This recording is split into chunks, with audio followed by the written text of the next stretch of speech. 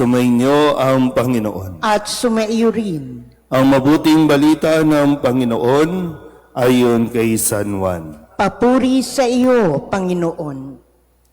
Noong panahong iyon, sinabi ni Jesus sa kanyang mga alagad, "Kung ako'y kilala ninyo, kilala na rin ninyo ang aking Ama. Mula ngayon ay kilala na ninyo siya at inyong nakita." Sinabi sa kanya ni Felipe, "Panginoon, ipakita po ninyo sa amin ang Ama at masisiyahan na kami." Sumagot si Jesus, "Matagal na ninyo akong kasama, Felipe. Di yata't hindi mo pa ako nakikilala. Ang nakakita sa akin ay nakakita na sa Ama. Bakit mo sinasabing, ipakita mo sa amin ang Ama? Hindi ka ba naniniwalang ako'y suma sa Ama at ang Ama'y suma sa akin? Ang mga salitang sinasabi ko ay hindi ko sinasabi sa ganang aking sarili. Ang Amang suma sa akin ang gumaganap ng kanyang mga gawain. Maniwala kayo sa akin. Ako'y suma sa Ama at ang Ama'y suma sa akin. Kung ayaw ninyong maniwala sa sinasabi ko, maniwala kayo dahil sa mga gawang ito. Sinasabi ko sa inyo, ang nananalig sa akin ay makagagawa ng mga ginagawa ko at higit pa rito, sapagkat pupunta na ako sa Ama. At anumang hilingin ninyo sa Ama, sa aking pangalan ay gagawin ko, upang maparangalan ang Ama sa pamamagitan ng Anak. Gagawin ko ang anumang hihilingin ninyo sa pangalan ko." Ang mabuting balita ng Panginoon. Pinupuri ka namin, Panginoong Hesukristo. Isang magandang umaga po sa inyong lahat. Ngayon po ay Sabado sa ika-4 na linggo ng Pasko ng Pagkabuhay at sa tulong nawa ni San Atanasio, isang obispo at pantas ng simbahan na kung saan ay nagpahayag ng ating Panginoong Hesukristo ay totoong Diyos.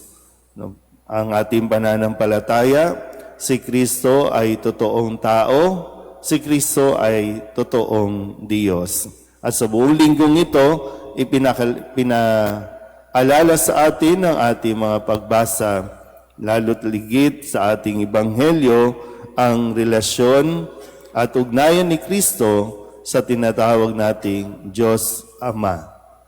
Ating pong balikan ang ilan sa mga ipinahayag sa atin ngayong linggong ito at nawa ay makatulong ito na makilala natin si Kristo dahil sa ganitong paraan lamang din natin maipapahayag ang ating pananampalataya.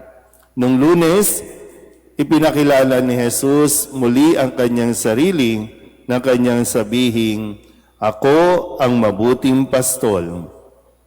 At bilang mabuting pastol, iniaalay ng mabuting pastol ang kanyang buhay para sa mga tupa.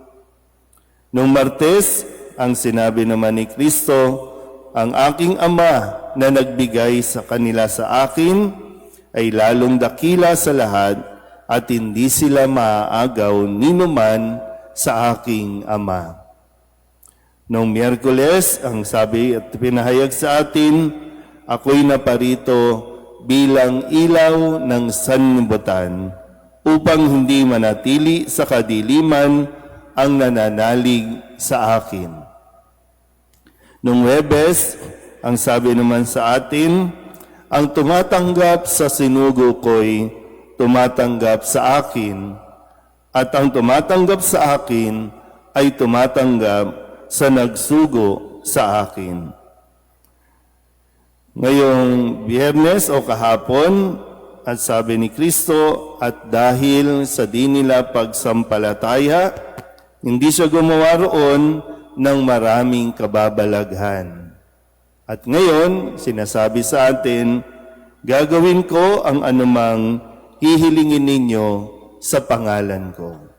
Pero siyempre, hindi tayo pwedeng basta hihiling sa Kanya nang hindi naman natin siya kinikilala, nang hindi naman natin siya tinatanggap. Kaya nga, kung babalik natin kahapon, ang sabi, hindi siya nakagawa roon ng mga kababalaghan dahil hindi naman sila nanampalataya. So, kung ano man ang ating hihilingin, ilalapit sa ating Panginoong Hesukristo, kailangan muna rin tayong magtaglay ng pananampalataya. Hindi lang ito basta lalapit ka, hingi ka ng gusto mo, tapos na. Parang meron ding nire-require na dapat nating gawin. Yan ang pagkilala sa ating Panginoong Kristo. Sino siya at saan siya nanggaling. Muli, ngayon ay pinapahayag sa atin, si Kristo ang anak ng Diyos, si Kristo ay Diyos. Kaya kung ano man ang ihilingin natin sa Kanyang pangalan, umasa tayo na ibibigay ito sa atin. Amen?